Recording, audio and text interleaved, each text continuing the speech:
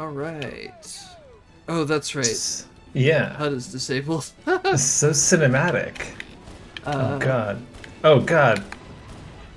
I got a guy. nice. Uh, Oh god.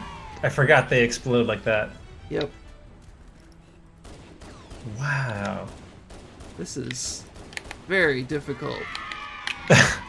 Oh!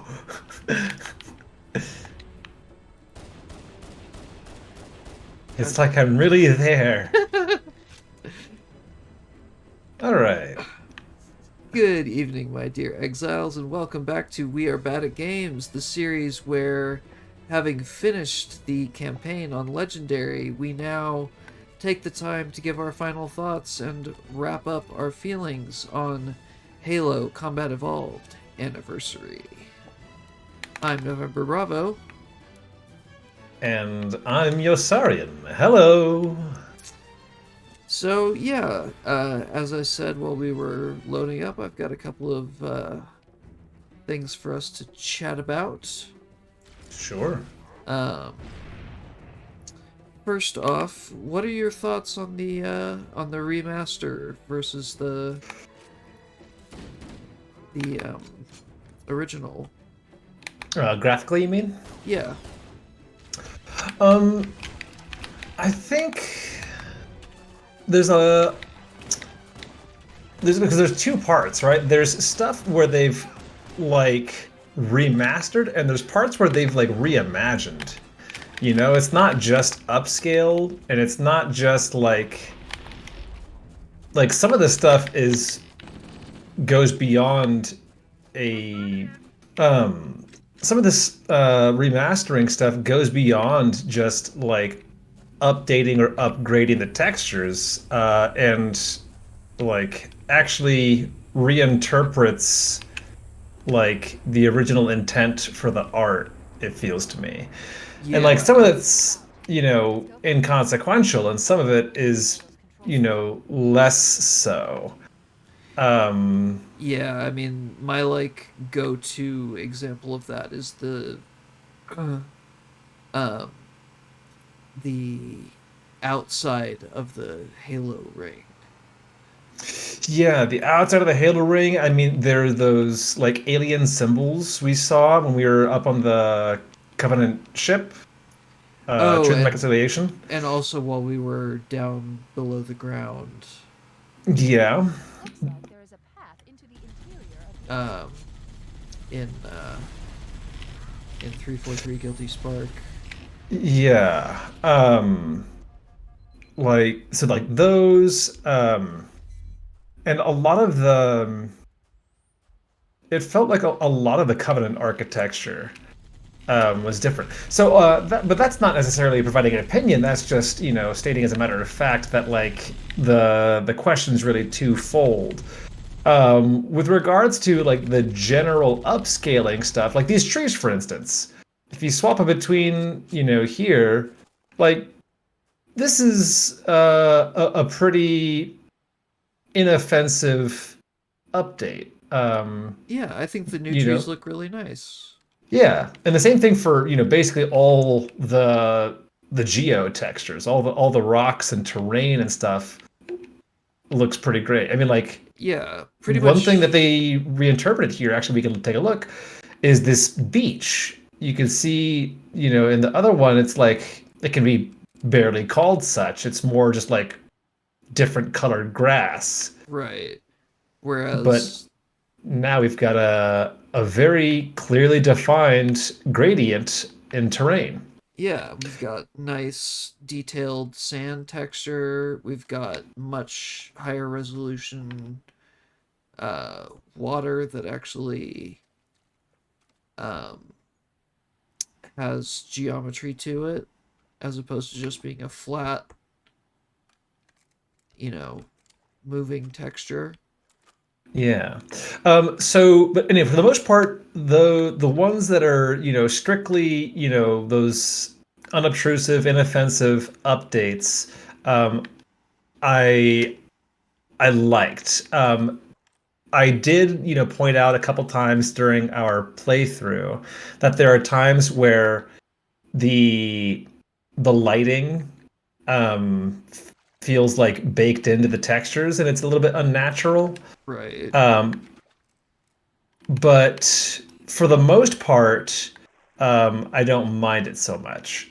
Um, some of Whoa. the what? Sorry, I just noticed something. So, okay, look at the ring, Uh-huh. right? Now swap Yeah. back and forth. In the They remaster, moved the position. yeah, in the remastered version, we're off center. Well, I take back everything I said. This game's ruined. But no, I mean, like, for the most part, I'm okay with that. But where the parts where it's been like reimagined, um, it's hard to not feel, yeah, like a bit wounded in the nostalgia. Like, I I play Combat Halo Combat Evolved, like, not so I can, leave behind all the cool stuff, but to remember it, you know. And I think that, like, it's a very difficult mission to undertake artistically, to, like, try and place a modern audience in the visual realm of appreciation that they experienced, 20 something years ago. Sure. When we were, 20 years ago, these classic graphics were pretty damn impressive. Yeah, they were state of the art. Right. And so to try and provide anything approximating that experience while still maintaining a sense of fidelity to the original, that's a real tough ask. So, The high wire act, as they say. right. So though I understand it's a very difficult task, there are places where I feel like it was less successful. All that said, though, I would definitely never call this a failure of a visual remastering. I think it succeeds far more than it fails. I all told, I agree. I think that I forget who it was. It was some one of the members of our little community, um, which I think they were sort of agreeing with you, in that they said that all of the like sort of unnatural stuff, the Forerunner and especially the Covenant architecture, is just very visually noisy. Hmm. Like, I Go ahead. there's just way too much detail added to it. I do wonder if, like, how much of the original art team. Oh, there's my controller being wacky again. Sorry about that. It's all good. I do wonder how much of the original art team remained or was, on the remastering team, like Hmm. how many people stuck with Bungie slash 343 slash now Halo Studios for 20 years, and then in that time, like, didn't get promoted to a managerial role. Sorry again. And were in fact, like, still working as artists, or, at the very least, like, directors, like, was there a preserved um, legacy uh, team? How much of the original talent remained to present a unified vision Hmm. for, oh, if we had the technology back then, how would this have looked? Right. Or if it was just, a whole brand new batch of no doubt extraordinarily talented people, but who might not have simply had the same ideas in their head, the same tribal knowledge available. Style guides might be missing or updated. Um, so that's another thing that I wonder about. Those are all very good points. And granted, a lot of the things that you just mentioned might be things that not everybody would know to consider, given that you're an industry insider. Right, right. Um, but yes, all very good points. Um, so if we were to sum up, I would say as a remaster, 7 out of 10. Yeah, that sounds about right to me. At least graphically. One thing that I did want to point out that I didn't even realize until I was putting together this lobby is there's also audio remastering going on. Oh, of And that's course. something that I don't know if our toggle affects or not. I think it does.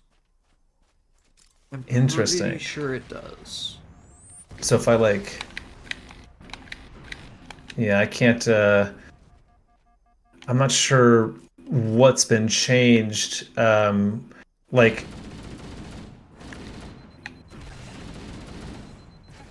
hang on. Well, yeah, for instance, the this is subtle, but if you, well, are you alive or dead? I'm alive again. If you walk on this grass in the original, it's much like crunchier. I have the volume turned down pretty low. Oh, well, suffice to say, it sound yeah, you're correct in that swapping between the two things changes the audio packs. Uh huh. Um, but I would say the fact that I didn't pick up on anything egregious, like not once did I feel like, man, this like doesn't sound like how I remember, you know. Right. If anything, I felt and I commented several times on like, well, no, I didn't actually, that was a lie. But I commented at the end that boy, this game still holds up. I definitely still like felt, immersed in the experience and in the environments. And I think that that's due in no small part to the really great sound design, and of course the music, Mm. um, which just continues to be amazing. Yeah. That's one thing that I'm glad they didn't really, mess with. Yeah, I mean, like I'm not sure how they would update that for the modern audience. Like, throw some fucking side chain distortion, synthwave it up or something. I don't know. Now with a new score from Billie Eilish. Yeah. But yeah, those are all very good points, and since I spent a lot of the time that we were playing with the volume kind of turned down in order to Preserve our banter. yeah what the fuck happened there? I don't know. Did I just get huntered? I guess so. Okay. Well, whatever it was, it sent me flying. Um, What were you saying? just that, I don't want to, do any disservice to the folks at Halo Studios audio department just because it wasn't as obvious Oh yeah, to me as the visual updates. for sure, for sure. I imagine that it's one of those things kind of like, a good backing bass. Like you're not going to notice when it's there, but when it's bad or when it's gone, it definitely, You definitely you feel know, its absence. right. Like good audio design will, like I said, like preserve that immersion, and like help it feel that much more grounded.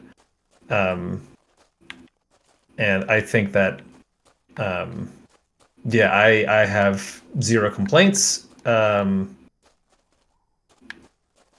So yeah, Yeah. good job them. So, but yeah, overall, particularly graphic with focus on graphics, 7 out of 10 for the remastering. I will say one other thing that I think lost a little bit in the update is Hmm. the sun shaft effect. The sun shaft. Like the sun filtering through leaves and stuff like that. Ah, I think it looks better in the original. there's also like, I don't know. There's something to be said for, like a lot of the times I played on the original graphics, not because I think that they look better, but because I like the look of them more. Um, just, in terms of my own like aesthetic preferences, there's a like with simplicity comes clarity, and right, you see that in a lot of old school games or games that are trying to replicate that old school style. When you have uh you know blockier polygons or 2D sprites or stuff like that. Games that are um whether originally or through imitation doing a 8-bit or 16-bit style. Uh huh. um I think that, you know, having the lower poly count, while it's a little less realistic looking, um, it gives more readability. Um, That's certainly true. yeah, it's almost like it lends almost like an origami feel, somewhat impressionist. I could see that. Um, and yeah, like for the most part, I played through. As I'm sure you noticed while watching the videos, I played through on the remastered graphics just because it was a novel experience, and I wanted to, Sure, sure. see what everything looked like. Yeah. Tune in Um, next time when we do the full playthrough in classic mode. but yeah, I definitely I know what you mean. Um, in terms of readability.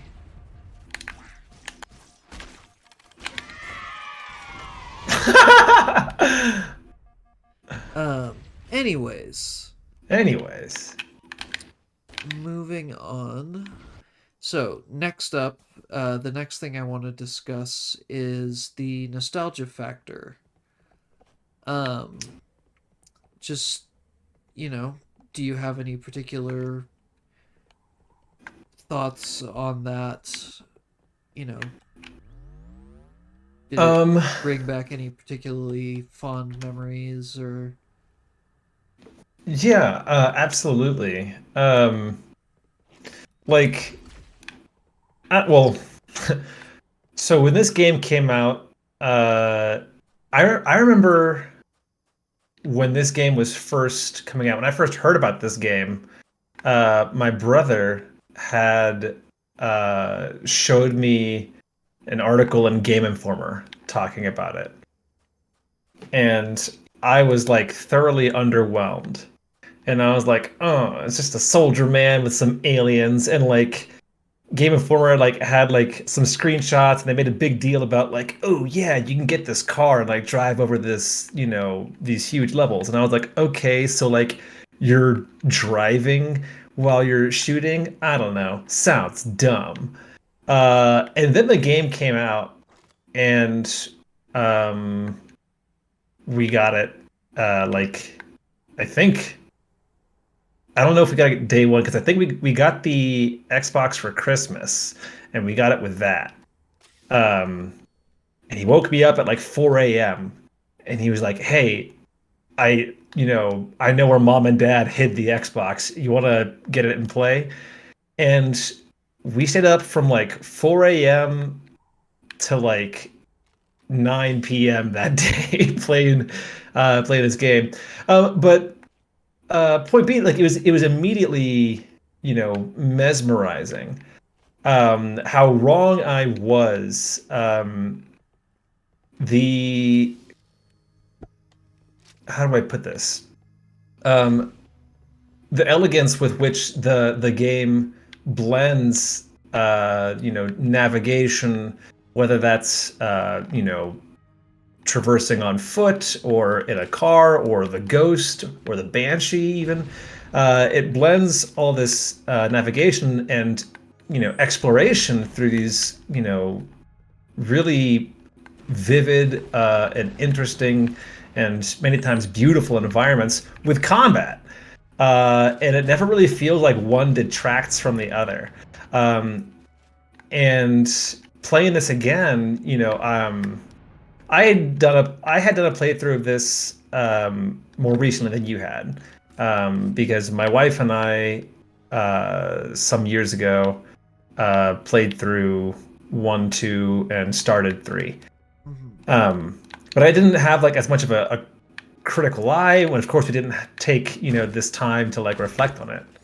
But in terms of nostalgia, I would say like man oh man, it just brings me back like so many moments of like hilarity mixed with wonder, right?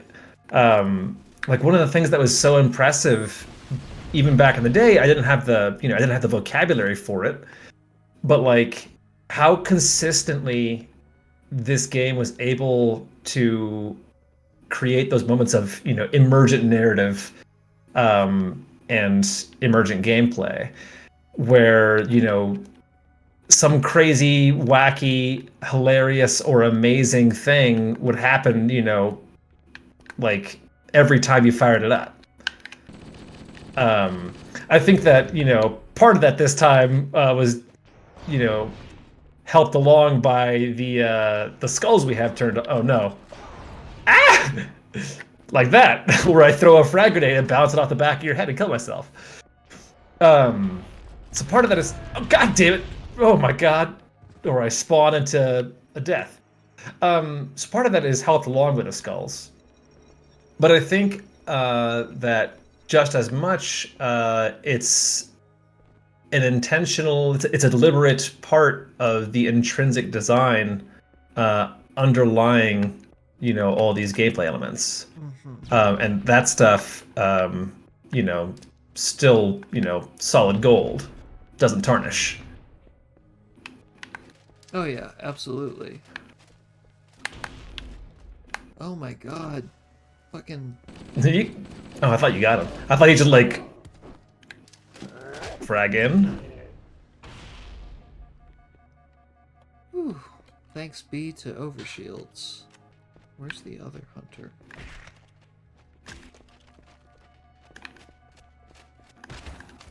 There we go. I found him. Oh. Oh. I don't know why the game let you respawn when there was a big guy right there, but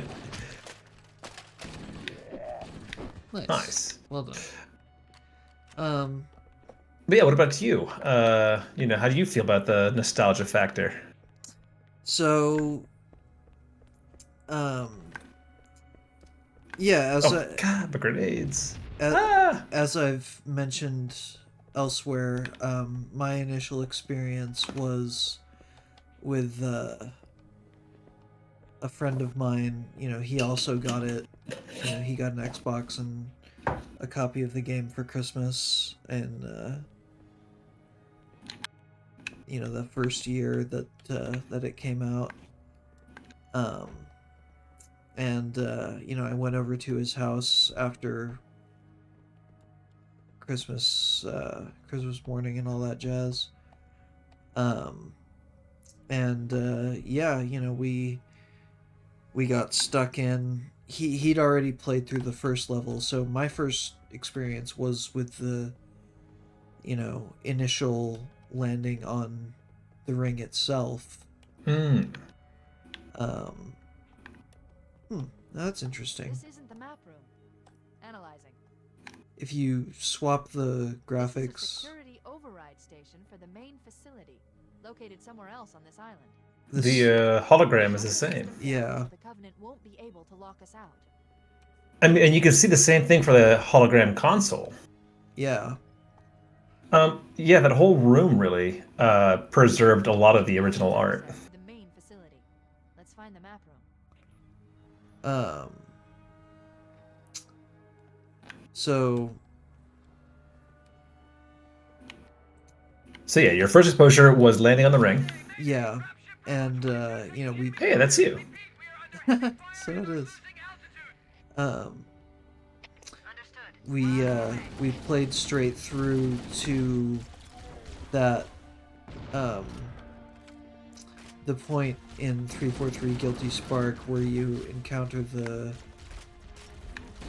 spaghetti noise, the survivor who like shoots at you. Right.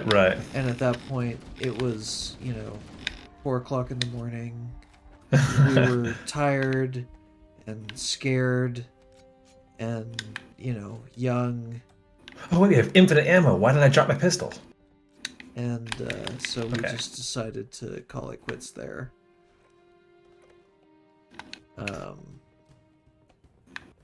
But yeah, I remember that. I remember the first ever Warthog run at the very end of the game. Oh yeah, I mean, like, to say nothing of the, we can't really capture it in all its glory with just two of us, but like, fucking 4-player split screen or like 8-player split screen when you had 2 Xboxes, hooked up together. Oh yeah.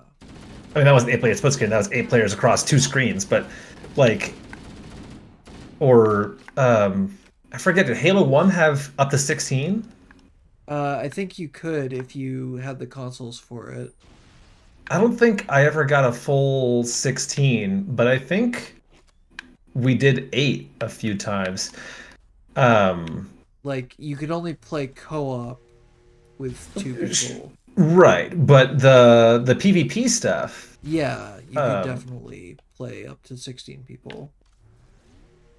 And like, man, the freaking Xbox LAN parties back in the day, with Sidewinder and Blood Gulch and, I'm sure there's a dozen. Well, I don't even know if there's a dozen, but I'm sure that every one of these maps is iconic. You alright? Yep. What happened there? Someone. A grunt. Died. One of the and its body flew up here. Yeah. Wow. But yeah, like. Every night, playing the PvP was also, an experience. Sure. Yeah. And like, I'm not an expert in the field, but, that's all to say nothing of its impact on, machinima through, yes, of course. like, Red versus Blue. And which really kicked things off, as in my understanding. There might have been, like, in terms of the machinima as a medium. Yeah. That's a good point. Yeah.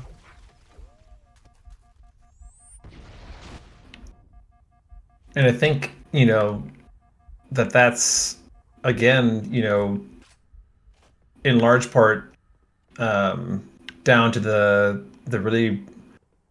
um, really elegant way that they blended, navigation, combat, the art and the mechanics don't really step on one another. And there's so many rich environments, both in the campaign and in the PvP maps that you can work with. Mm-hmm. Yeah, and that's before we even get to talking about, you know, just how it basically saved the Xbox as a platform. True. Because yeah, like originally, if you're not aware of this, it was originally going to be a Mac exclusive RTS. I think I might have known that at one point and forgot it. Yeah, and then But like, if you had like asked me, in a trivia question, like, had this ever, was this going to be a Mac exclusive RTS? I would have been like, you know what? That sounds right. the fact that you're asking the question probably. Oh. True. Shut up. um, But yeah, nostalgia factor. So like, was there anything, like, what was a particular moment that like brought you back? And were there any moments that you were like, that ain't it. That's not how I remember it. um, so for me, I would say I definitely have more just like experience in general with the front half of the game Mm-hmm. before the flood show up.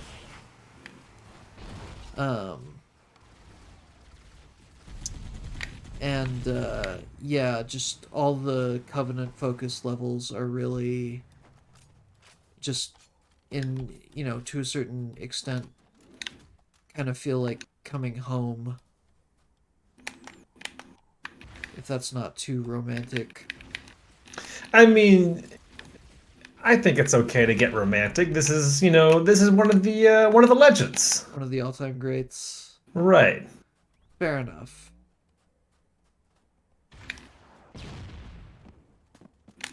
Okay. Speaking of things that, bring back memories, being team killed by you over and over and over again. I'm glad that you're a little more tolerant of the shenanigans. Yes, well, I'm glad you're a little bit more open to the fact that not everybody finds it as funny. We've both mellowed a bit with age. True. Okay, so as a sort of, I don't know if I would quite say it's like a marriage of the two topics that we've covered thus far, but how would you say, just in general, how do you feel in terms of it holding up as a game? Oh, I said it before, but I'm happy to reiterate. I think it holds up spectacularly. If I want to look at it like critically and think like, what are the, especially now that you have so many years of experience in the game development world, right? If I want to look at it critically and really consider like what are the tools and like what have we learned about game design that could possibly have, did we state the landing? Oh God. Like what are the advances in game design that we now have available that would have made this better, right? Like, I think, with the technology and the knowledge available, like this is about as good as a game could get, Sure. right, when it came out. I Woohoo! I yet live. Oh, come on. Nice. I spawned underwater. That's what happened. Okay, I don't know where hang on, I'm lost. Hang on. Okay. I gotta try and find which way to shore. I see, I see you. Okay, okay, here we go. Yeah. I can't believe I stuck that landing. Okay. But like, given if this game were being made today, with modern design principles, could it be improved, and how so? I think. I mean, yes, but like it would feel like, gilding the lily, honestly. Like, could we have more enemy variety? Sure. Could we have, a large array of guns? Sure. And of course, there's the modern concessions to mobility, that I've already, whinged about many a time. Stuff like mantling and sprinting. Mantling, sprinting, sliding, grappling, all the stuff that are, kind of standards in the modern arena of action-oriented FPSs. Like, it's, gotten to the point where, like, having a game without sprint options is a novelty. Like, look at RoboCop. Right. Or, well, and the fact that, like, in the games that are a little bit further on in the series, like with Reach, the fact that sprint is an armor ability. Right. So yeah, but like, could we have more enemies? Could we have more guns? Could we have, a bit more, freedom of movement? Sure. But does the lack of those things, like, make this game worse? I don't think so. I think that, like, yeah, like, sorry, I go ahead. I didn't mean to. It's all right. But to return to your original question, as how does it hold up? I think it holds up, without exaggeration, to say perfectly well. I don't think that anything needs to be changed to suit, well, yeah, but it's also, I'm not the fairest judge of that. Like, I'm in the industry, but also, I'm getting up there in years. I might not represent, the core gamer or whatever. So when I say, I think this game holds up perfectly well, even for a modern audience, my idea of the modern audience is, someone in their mid-30s who grew up having cultivated the ability to appreciate games with a bit more of a staid or stoic suite of actions. There's only so many verbs that we have in this game. Finally. Oh, beautiful. Fucking finally, Jesus. But yeah, I would say, this is a subjective question for a subjective channel, and subjectively, I personally feel it holds up perfectly.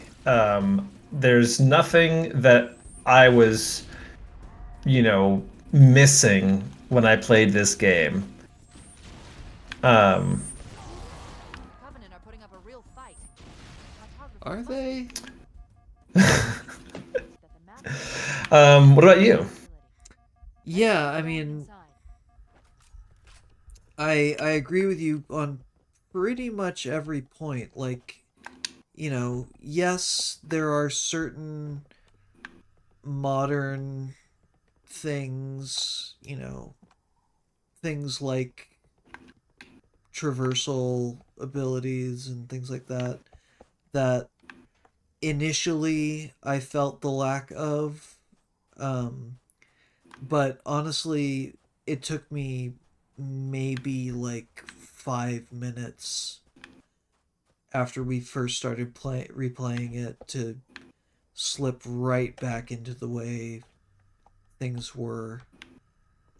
One thing,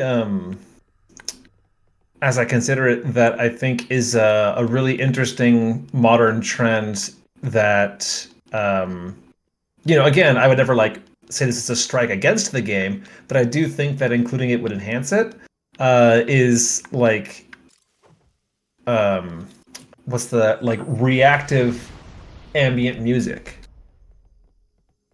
Um, Mm, so it's much more common these days for a game to like detect differing levels of intensity of combat, or even different combat environments, and to have almost like a modular score. sure, So yeah. Yeah, that's a good point. I was only thinking in terms of gameplay and not aesthetics, but that's yeah. Um, but I would say, again, much as we sort of narrowed it down when it came to the visuals, I would say overall, um, to sum it up in gameplay terms, 9 out of 10. I'd agree. And the other thing that I would typically consider is like writing. Um, and I think that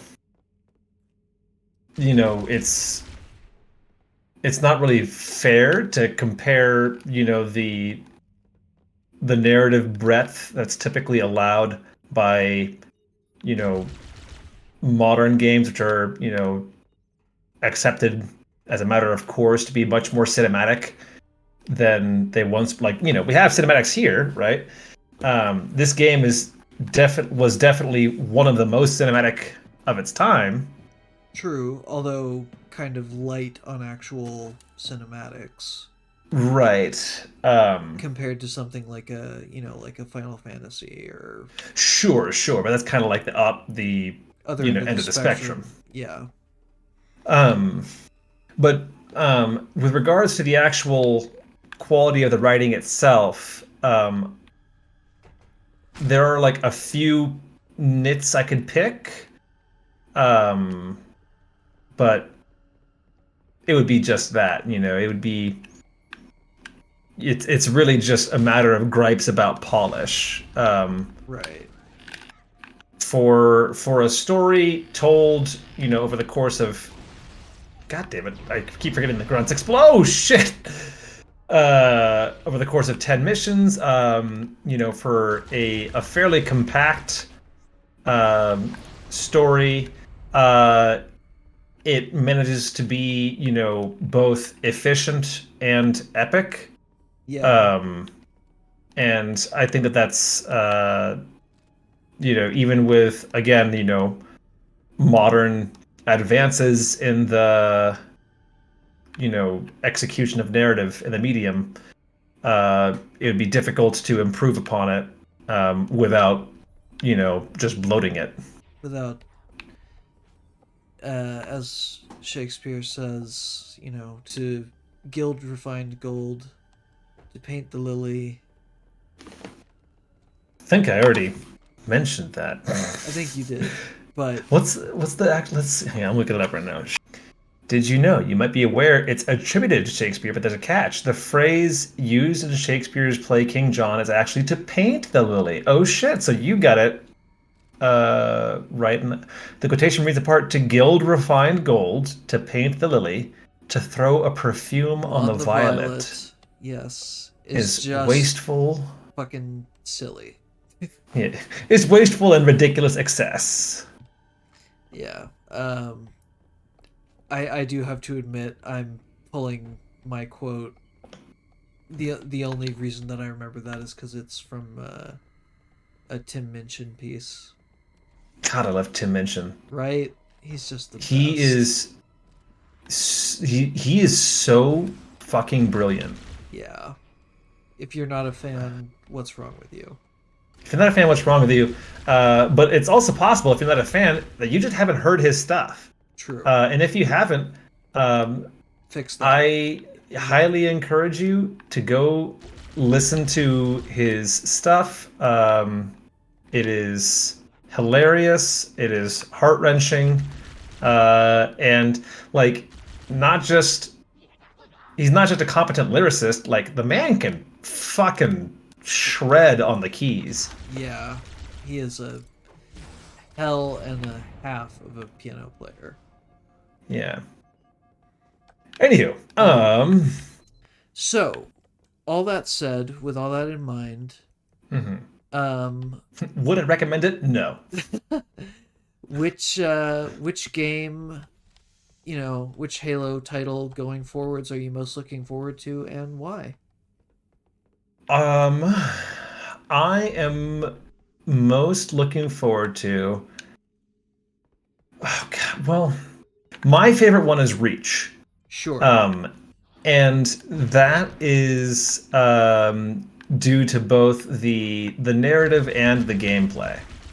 I think objectively, or at least as objective as it's possible to get, Reach is like the quote-unquote best one. I would agree. But that said, for the experience that you and I have in particular, as two old friends who are revisiting, an experience, I would say it's probably, who like to get into wacky hijinks and who are recording this stuff. I would say it's got to be, honestly, a tie. Halo 3, I'm excited for.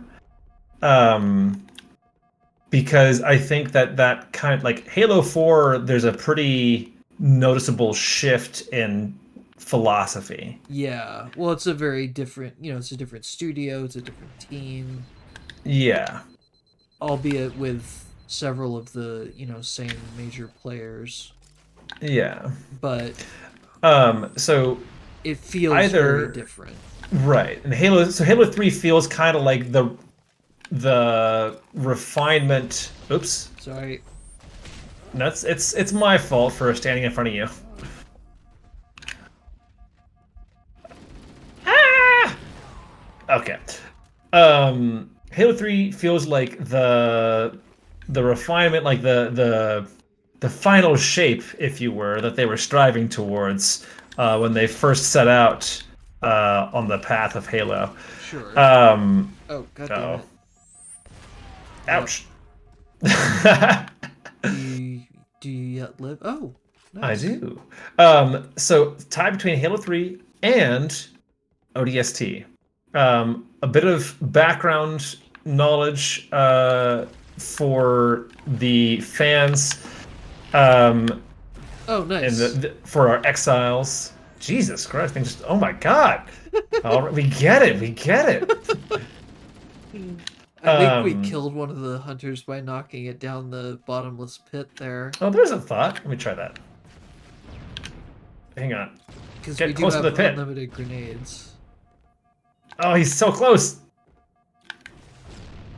Fuck. This is kind of cheap, but fuck it. Dude, this guy... I feel like I owe it to him to die. Like, he deserves the win, honestly. It's a tie between. Let me finish my fucking sentence. It's a tie between Halo 3 and ODST because back in the day when ODST came out, um, Bravo and I had played up to that point every Halo title together. And it was kind of like a tradition of ours. Sorry. Um, and I don't remember if we had explicitly stated that we would play ODST together when it came out. But suffice to say, one way or another, Bravo ended up playing ODST on his own before I had a chance to play with him. And at the time, I was very upset by this. Yes, and I fully acknowledge now that that was thoughtless of me, and I'm still very sorry about it. It's fine. We've been friends for an extremely long time, and it's been made up, time and again. But that said, I was, you know, so upset by this. The very idea of ODST so poisoned in my mind that I never played it. And that's, my own. That's my own, emotional hang up, hamstringing my enjoyment. But all that said, so that's the only mainline Halo title besides Infinite, that I haven't played. And so I'm really excited to finally play through it. And to get to play through The Best Friend. Right on. Oh, god damn it, they're both still alive down there. I'll take him. Oh, fuck. Oh, wait, I really thought I was going to die from the fall damage. Did you turn the fall damage skull off? Nope. How did you survive that? It's you got to bend your knees when you land. I guess. Can you do something so I can respawn? I'm just staring at your body. I mean, I know it's fantastic and all, but I gotta clear some bad guys out. Hang on.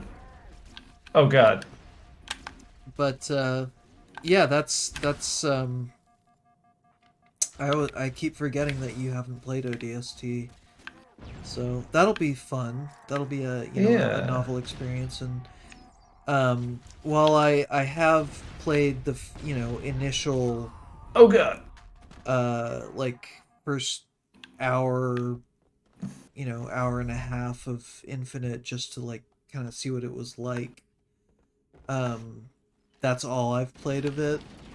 So we have most of that to look forward to as well. Nice. As a novel experience. Right. Is that the one that you're most excited for? I would say it's a toss-up. So I realize this is kind of a cop-out, but I would say it's like a three-way tie between 3, which is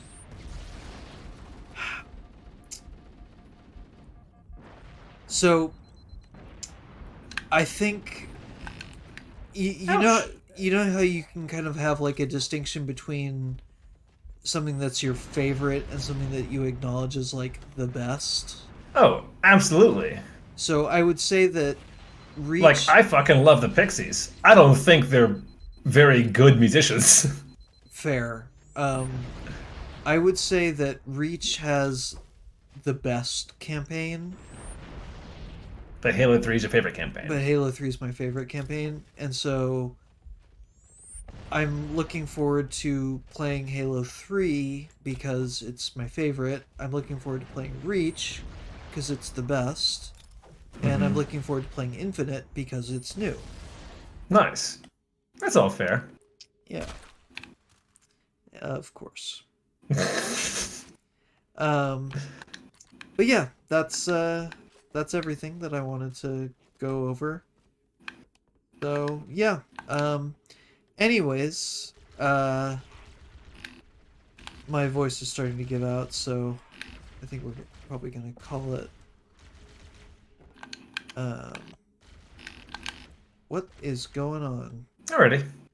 But anyways, so this has been our, look back at Halo Combat Evolved. If you enjoyed the video, please be sure to leave a like, comment down below, or most appreciated of all, subscribe to the channel. And if you do subscribe, don't forget to ring that bell so you get updates every time there's a new video. And of course, more information will be available in the description should you desire it.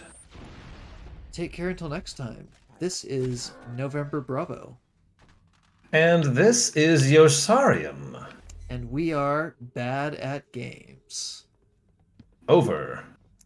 And out.